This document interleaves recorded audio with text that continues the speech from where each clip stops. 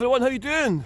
Welcome to our Invisible Cities anniversary tour with me, Paul, and our special guest, Alan. How you doing, Alan? I'm fine, Paul. What's the crack? What's been happening? We had a photo shoot yesterday, which went pretty well. That's right. That's perfect, isn't it? Yeah, we had a professional photo shoot with Napier University yesterday. It's going to get advertised all over the world.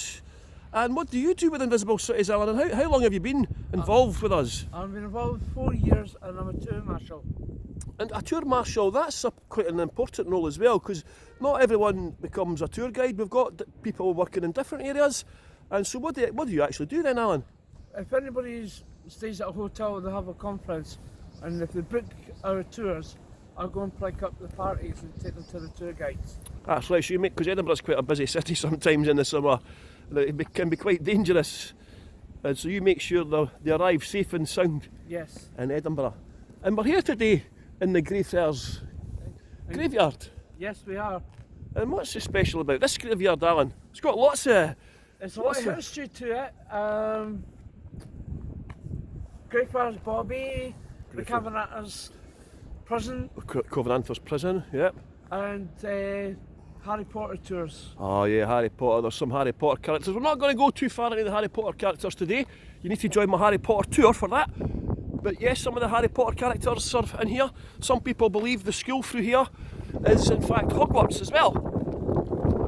I'll just quickly show you there because the wind's actually really bad through there, so I'll just show you that. This is actually George Heriot's school. And what kind of school is this, Alan? It was for boys, now it's a mixed school now. And it's for, is it for poor people or rich people? It was for poor people as well. It used to be it was originally a hospital, and then it was a school for poor children, and now it's a school for rich children. I think it costs £20,000 per year to go there. Can you afford that, Alan? No chance. So this is famous for the Covenanters prison, Alan. Yes. And what happened in here? This was the world's first open-air prison, and who were kept in here? It was people that believed in the original Bible, not the common Bible.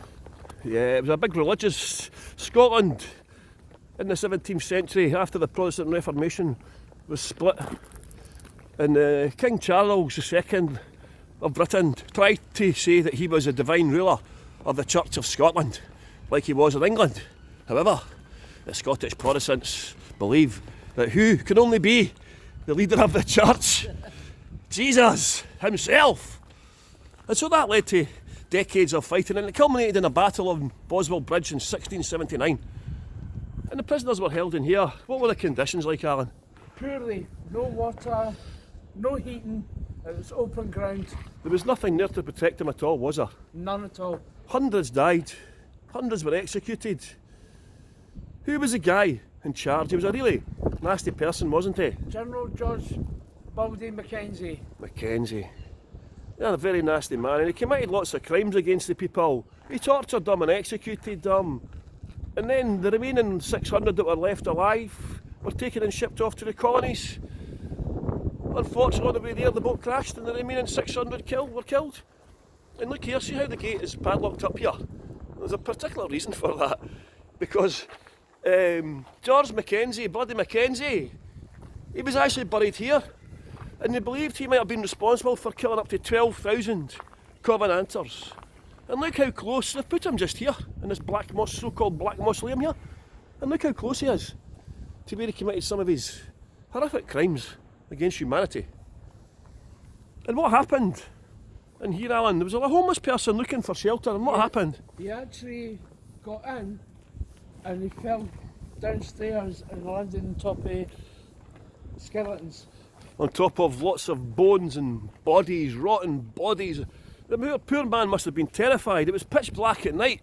He's come running out of the black mausoleum here. He must have looked like a zombie. And look, walking up this path here was a man walking his dog. Well, who got the biggest fright? The dog ran off in one direction, the guy ran off in another, and the poor homeless person, he was terrified even further and he ran away. And the reason? There's a padlock on the gate. It's what happens, Alan. People get what in here? Attacked. People get attacked. Punched, scratched, bitten, pulled, punched. even pushed over as well. There's been over 400 recorded incidents, and that's only the ones that people have been bothered to record. Because I believe you've been attacked, Alan. Yes.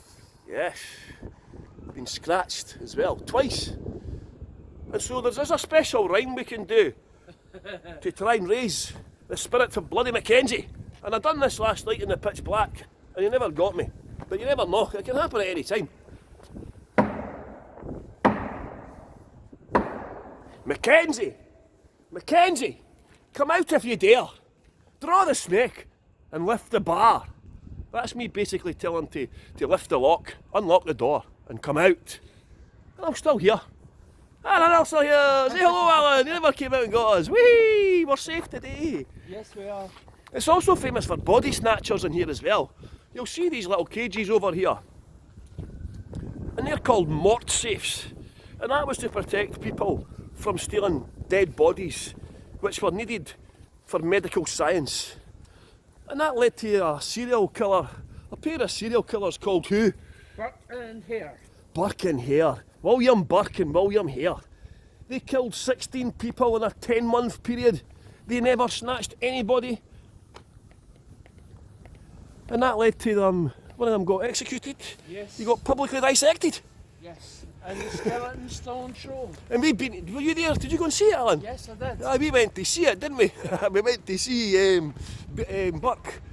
His skeleton's on display in the Surgeons' Hall Museum. So we went to see him, didn't we? Yes. And they took a pint of blood out of his skull and wrote a letter with it as well. Aye. And look here, look at this little grave as well. This is Greyfriars Bobby. We're going to tell you a little bit about him in a minute. But you're involved. This is Greyfriars Church, the first Protestant church built after the Reformation in 1560, and it actually opened on Christmas Day in 1620, at a time when Christmas was actually banned in Scotland because of John Knox, Scotland's most miserable man. I know. And you're involved in a project here, Alan, are you? Because this is a burial ground, and it's been a burial ground since 1562, since Alan's favourite queen, Mary Scots, deemed it suitable for burial. And how many bodies do you think are buried here, Alan? Between 3.25 and 4 million. Wow. So there's hundreds of thousands of bodies here. They don't know how many, and that's actually because of all the plagues. And they just dug pits. There's at least 3 pits. Alan, is that right? Yes. At least 3 pits. And if you see over here, That's one. this is actually a pit full of bones. Sometimes the bones, because of the wear and tear, people have been buried here for nearly 500 years, and because of the popularity of all the Harry Potter tours and so on, that some bones get washed up, the ground gets corroded, and this is where they rebury them in here. So we don't know how many people are buried in this graveyard. You can't get buried here anymore. You can have your service in the funeral, you can get buried in the church, but you can't get buried here. Your body has to get taken away, doesn't it? Yes. And you're involved in a project here, Alan, at the moment, aren't you? Let's have a look at some of these graves over here. Look at the different symbols. Different symbols. Stonemasons markings. Aye, that's right. Alan's actually, well, I was taking part in it at first, and then unfortunately I kept on getting lots of tours. I had to do an actual job. But I was going to do Freemasonry marks, and Alan is doing stonemason symbols. And so Alan has been going around. Sometimes they might never have been spotted for centuries. We'll go over to the church, Alan, because there was some at the church, wasn't there? They were quite low down. So this is just to show you the different styles of graves over the centuries as well.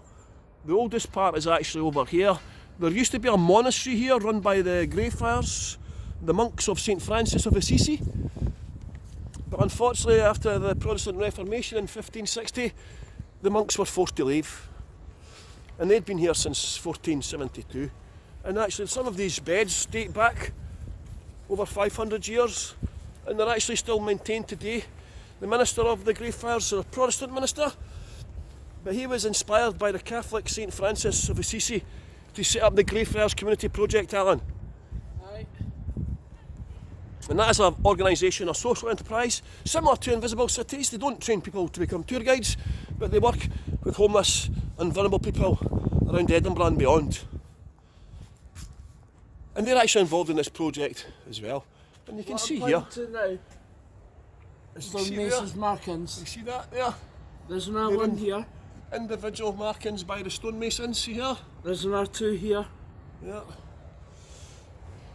We've got writing down here on one of the stones. Oh yeah, along there. You can see. And we've got more stone. Because a lot of the church is not original. Most of the original church was actually, they used to store Edinburgh's gunpowder here. And guess what happened one night? The gunpowder exploded. And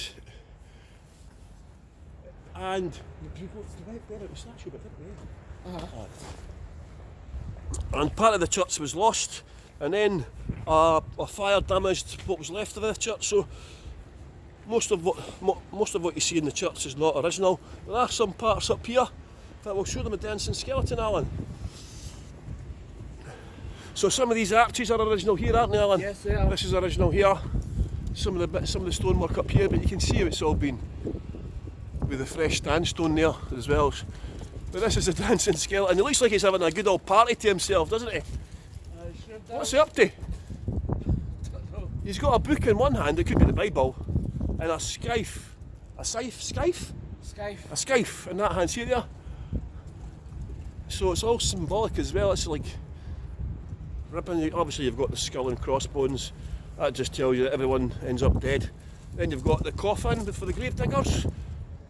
What is it, Alan? You've got the pick and shovel. The pick and shovel with the coffin. And look over here, this one, is that the same? It's That's the same, but it's all been worn away with the weather. This is it's a sandstone, isn't it? Yes. So yeah, it's probably one of the most popular graveyards in the whole of Britain, actually, isn't it? I reckon it's one of the most haunted as well. It is haunted. Even I would not come in here at night. Well, I came in here at night last night for the first time. I don't believe in it, but I don't disbelieve it. And it was pitch black. So I reckon the trick the next time, if we're going to do it at night, is to bring a torch. And tell people it's not suitable for children, because a young girl was on my tour last night, age 9. I did tell her. So here's Greyfriars Bobby up here. We're just going to go for a walk.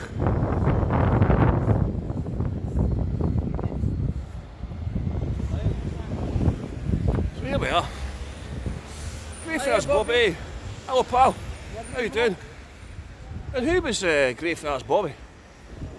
Greyfriars Bobby belonged to a farmer up in the Petland Hills, and his farm worker, Jock Gray, came down to the market at the grass market with cattle and sheep, and wee Bobby was with him. And old Jock died, didn't he? Yes, he did. The wee dog shaking. And Bobby guarded his grave for 14 years. For 14 years. For 14 years. And he only used to leave at what time? At 1 o'clock to get a meal. The 1 o'clock gun would go off, and then off would go Bobby. Right. The faithful Skye Terrier. And his collar's on display in the museum as well, isn't it? Yes, it is, including his boat and licence. And his grave's through there. See you later, pal. And you can actually watch it for free on YouTube. Walt Disney made a movie out of it. Edinburgh's twinned with San Diego in California because of Greyfriars Bobby and Bum the dog. So in San Diego there's a statue of Greyfriars Bobby.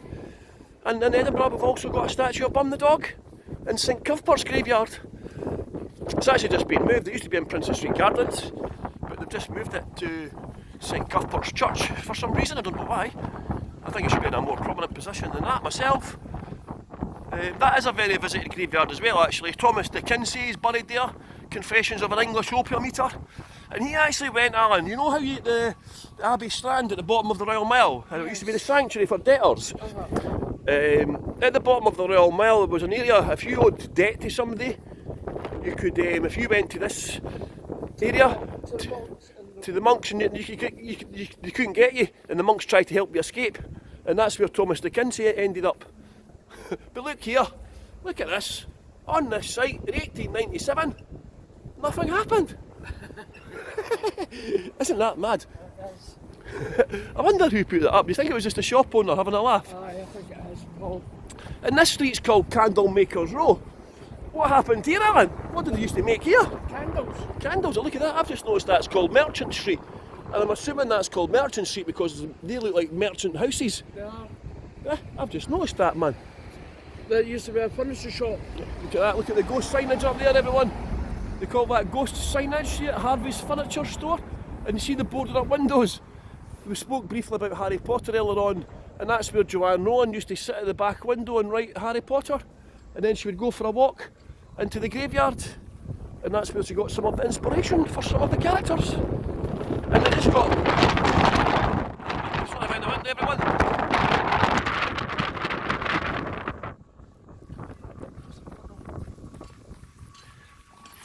Wow. Yeah, Scotland is the windiest country in the whole of Europe. As you probably noticed by listening to my tours.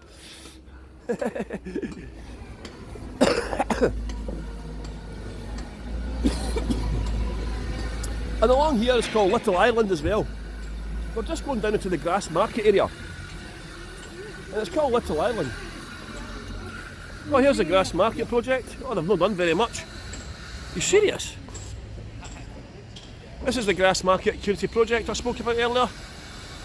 We're all members here, but they're getting an extension put on it, but it seems to be going quite slowly. You see it? They had to do archaeological dig on it as well. You can see there's an arch up there on the top as well. But they didn't find anything. They'd actually excavated it before. So I wasn't too hopeful that they were going to find anything actually.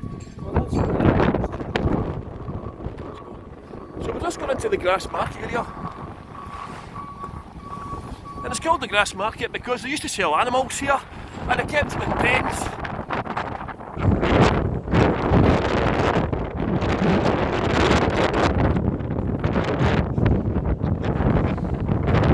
And they would cover the pens in grass to try and keep the area reasonably clean, hence the Grass Market.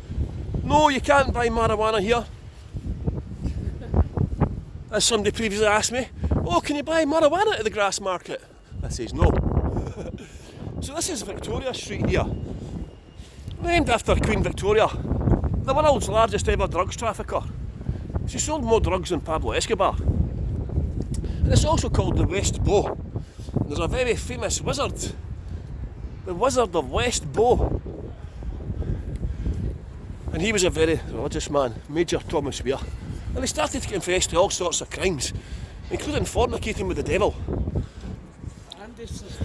Oh, and sleeping with his sister as well. What was her name? Jezebel? Jezebel or something like that, yeah. Anyway. And they both got executed. His house was just up here. See, just up there, that was his house there. And his house, people used to, it remained empty for 100 years because people thought it was haunted. He had been given a human skull, a walking stick with a human skull carved upon it. And he said he'd got that from the devil and it gave him special powers. And they used to be seen walking down here. And the house lay empty for 100 years, 100 years. And then a young couple decided they were so desperate they moved in. However, on the very first night, they were in bed trying to get to sleep. They heard a noise, they looked up, and a young cow standing on its hind legs came walking towards them. Well, obviously you can imagine they were quite terrified at this sight, and they ran out the house. And the house eventually fell into a state of disrepair and collapsed. And in this new building here, it's actually called, is it the Quakers meeting room, Alan? Quaker's house. The Quakers house is called. And they thought they'd knocked down all of Major Thomas Weir's house, but during recent work they discovered that a wall was kept, and even today some people think it's still haunted as well. And look at this little shop here. Edinburgh's famous for Harry Potter, as I mentioned. And look at this sign here. It tells you all about the shop. And some people think because it sold brushes and DIY stuff and soon boxes, broomsticks, was the shop the inspiration for Ollivanders? I don't know, but what I do know is during the filming of the very first Philosopher's Stone movie, they came to this shop and they asked to buy 300 brooms and brushes. And I think it's now ironic, there's a Harry Potter shop. And it's actually Diagon Alley, see? Diagon Alley in there. Look. We're actually going to go up now onto towards Edinburgh Castle. And we're going to find out a little bit about one of the projects that Invisible Cities has set up in Edinburgh, Alan. It's called the Sparkling Sisters. Sparkle Sisters. And it's in a church just up here, and Alan will tell you a little bit about that in a minute. As you can see, there's quite a lot of construction work going on in Edinburgh, unfortunately. And as you probably noticed, it's quite a noisy and windy city as well. We can't control that, but Alan, we're good, but not that good.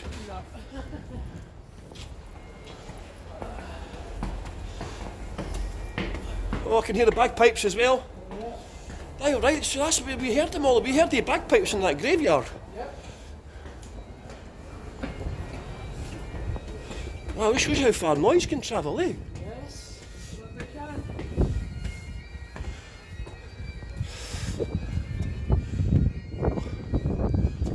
How much more Scottish can you get? We'll go up and see this bagpiper in a minute. I stopped here. Yeah, Sparkle Sisters is in this church here on the left hand side, St Columbus. And what do they do there, Alan?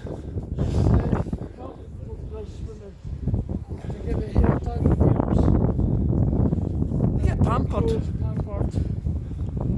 How nice is Can that? afford to go to somewhere like that? Yeah, You can come here once a month. that's good, isn't it? Yes. Gives them a bit of dignity back. So you know, if you're supporting our tours, you're supporting homeless people. And people affected by homelessness in lots of different ways. And there's a bagpiper over there. And this is on the Royal Mile now. It's called the Royal Mile because at the bottom sits the palace. And what sits at the top? Here's the castle. The castle!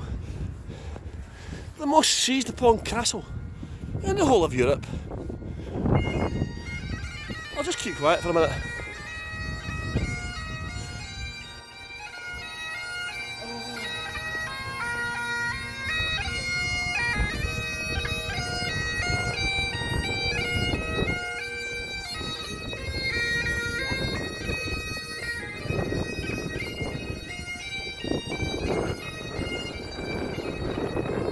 What tune's that? I've never heard that one before, I don't think. It sounds a popular one, eh? But It's a Highland Grand.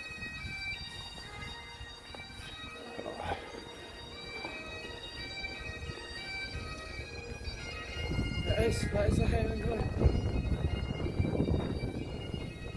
Well, that'll be the first time I've heard that in my lifetime. wow. And this is the Camera Obscura. We went for a day out here, Alan, didn't we, one day? That's It's a really good place if you've got children, especially. You get fantastic views at the top. All the way to Fife. I don't know if that's a good thing or not, Alan. It is actually. And these were the world's first cameras here. See there at the top? The lens at the top and it projects it onto a screen and the guide can move it about. So we can be getting spied upon, say hello. And underneath there's lots of little rooms with all illusions and all that, wasn't it? See, it's quite expensive. Edinburgh is the capital city, bear in mind. There are lots of free stuff you can do. The museums are fantastic, Alan. Oh, I used to get in the sales from it. If you've got kids, you can spend days. Oh, yes. You spend days. And this is Edinburgh Castle here. Oh.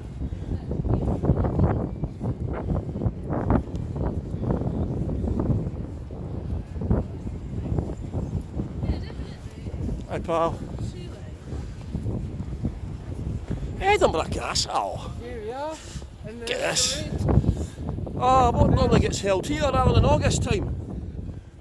The Edinburgh Military Tattoo. The tattoo, that's correct. If you don't know what the Edinburgh Military Tattoo is, go online onto YouTube and just search for it. And it's basically every night throughout August, 8,000 people and hundreds of performers from all over the world come. And there's marching, bagpipe bands and displays, motorbike displays. It changes every year. So even if you've been once, you can come back year after year.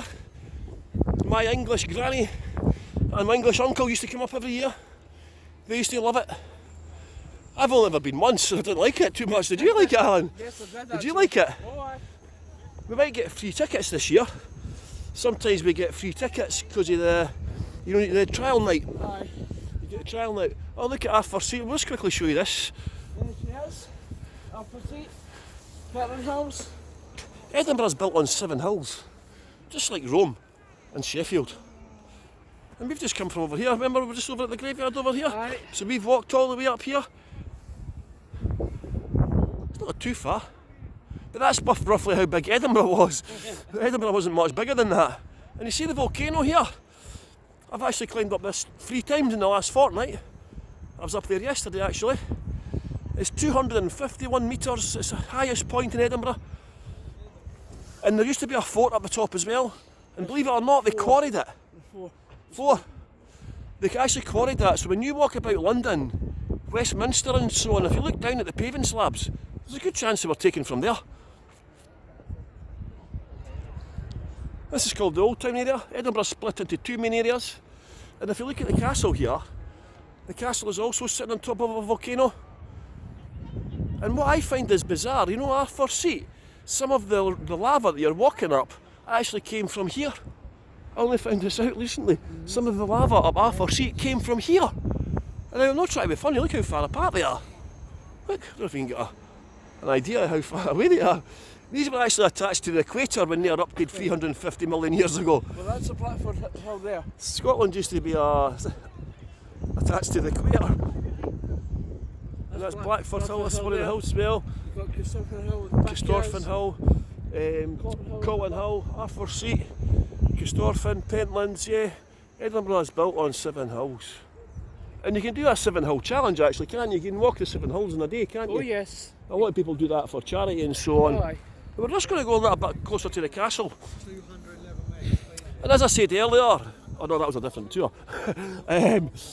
Inside the castle is Edinburgh's oldest building, and that was built by the King David I, Alan's favourite king. King David I. King David I. And yeah, and he dedicated it to his mother, Queen Margaret. And she was Scotland's only royal saint. She was a very religious person. Queen's Ferry in Fife is named after her because she established a ferry to the famous pilgrimage in St Andrews. It was the 3rd biggest pilgrimage in the world at the time. And the English have had control of this. They stole the Stone of Destiny for 700 years, Alan, Aye. and never gave us it back. Not until we got it. Until we got it back. Somebody tried to steal it back. So they did get it back briefly, and then they abandoned it because the heat was too much for them. But there's been prisoners kept here. There's been Americans, French, English, Scottish, German, Italian. There's been all sorts of prisoners kept here over the centuries, and they've all left a mark in their own particular way. And there's lots of ghost stories. There was lots of escape attempts. And one guy, the dung prisoner, Alan, he tried to get out in the dung. And what happened? The dung was thrown over the castle side, so he was killed on the crags. He thought he was going to escape by hiding in a trailer full of human and horse manure, and hid himself in it. And he thought he would get a chance to escape, but they chucked it over the wall. So he was what a grisly, stinking end he must have suffered. And he haunts the place, and we've also got a haunted piper. Yeah, we have, and we've got a haunted boy. Oh, the drummer. The drummer boy. The drummer boy as well. And he only comes when the castle's about to get attacked. Aye. And he's not been seen for a long time because nobody's attacked it for a long time. And you've got the piper boy in the tunnel as well. Yes. Remember what happened to him, Alan? Well, they found the entrance to the tunnel somewhere down there. Under here. And they sent the wee boy with his pipes, and it was during a stormy night. And they were listening to him, and they only got halfway, and somehow it just stopped. It just disappeared. Disappeared. They sent search parties to find them, but they couldn't find them. So that was it. So that's a legend. Never seen again. And every so often you hear the bagpipes as well. Yeah. People hear the bagpipes, that sun's annoying, isn't it? It is. It's quite a bright, beautiful day today. It is. Edinburgh's got a population of around just over 500,000. And during August, what happens in August, Alan? That's where we have the tattoo, The tattoo, the festivals, the Fringe Festival, and the population of Edinburgh doubles to 1 million people. And just over here, just to finish off, this is the Old Town area, and this is a UNESCO World Heritage Site, and it's split into 2 main areas. The New Town is where the rich moved out to in 1767. Edinburgh was a walled city for 250 years, and then in 1767 they thought it was now safe. All the fighting with the Jacobites and English and everything was over. So all the rich moved out into the New Town here. And it was a kind of form of social cleansing actually, because most of the people who were left behind in the Old Town couldn't afford to maintain the properties. So a lot of the old town was actually demolished at the end of the 19th century. So some of the buildings in the new town are actually older than the buildings in the old town. 154 years old is that area. 154 years old. Beautiful, isn't it? You can see the sea over there as well, that's the fun. Just filming together, pal. Just filming together. Yeah, is it just a guys, two men? Aye, no, we're just recording it for ourselves. Yeah. Aye, it's not live or nothing like that, we're just recording it Right. for fun for each other. Eh? We're social, we train homeless people to become tour guides. Right. And we're actually coming to visit your castle soon actually. We're doing training with the tour guides. Right. And one of our trips is we're coming to Edinburgh Castle. You know, you've got the training guy up the top. Yeah. So one of our visits is to Edinburgh Castle. So we come out with the tour guides just to help build up their confidence, and we do filming and all that. So it's not for commercial purposes or nothing like that. This just gets sent between us. Yeah. It's just a way for the tour guides to watch themselves back so they can learn from it. Aye, because you know what it's like. A lot of people don't like listening to themselves or being on camera, so it's just a way to help the tour guides get on camera and get used to it. So it's this is not getting shown anywhere to anybody or nothing like that. Advertising purposes or No, we're just. Website called Invisible Cities. Aye, check out the website. We're coming in, we might see you soon in a couple of weeks. Yeah. This is one of our visits actually. We start training the tour guides next Wednesday, and we're doing like various visits to different places to see what because I think we're actually probably going to get a guided tour hopefully. Yeah. I think that's what's going to happen. Right. So we might see you when we come back in a couple of weeks, so that's part of our training. Yeah. Aye, thanks very much for asking anyway, pal. We know not to do it for commercial purposes. We've been told before by our boss and all that. So it's just a way helping to train the guides. Yeah. So that's all. No No problem, pal. Thank you, pal. Yeah, so we've just got to make sure you're not. Oh, just went failed there. You're not allowed to film for commercial purposes up here. They charge you money. Yes, I think it's £1,000 one. We've not got £1,000. So yes, that's the nature there. So I hope you've enjoyed this tour of Edinburgh. Apologies for the interruption by the tour guide there. Not the tour guide, what's she called? Security officer. So we're just making sure we're not filming for commercial purposes. Oh yeah. And who's it? In fact, Alan, who's the two kings? Talking about kings. William Wallace and Robert the Bruce. William Wallace. And Robert the Bruce. Is that Mel Gibson? Braveheart. Aye. Is that Braveheart? That's the guy from Braveheart, isn't it, Alan? Can I zoom in on this? Oh, I can zoom in on that. There we go.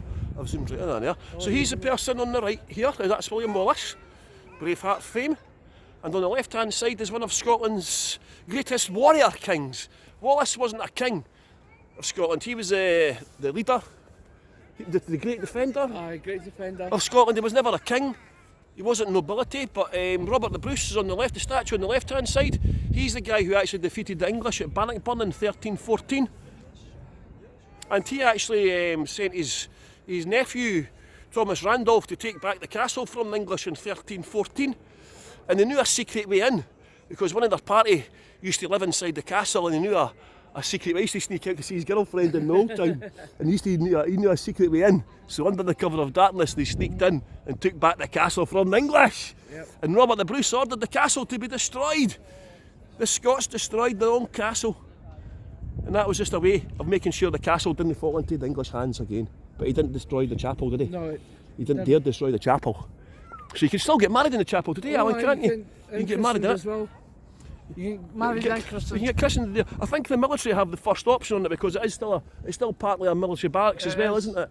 But it's about £19 to go and see it. £20. And as I say, we're actually going in to see a visit. We're starting tour guide training next week, isn't it? Next week. Next Wednesday. And one of our visits is actually going to be inside the castle, and I wonder if they'll let me film inside the castle, Alan. So I hope you've enjoyed your tour, everybody. Say bye-bye, everyone. Say bye, Alan, and hope you enjoyed your tour. And if you'd like to leave a review on our website, you can do that as well. Watch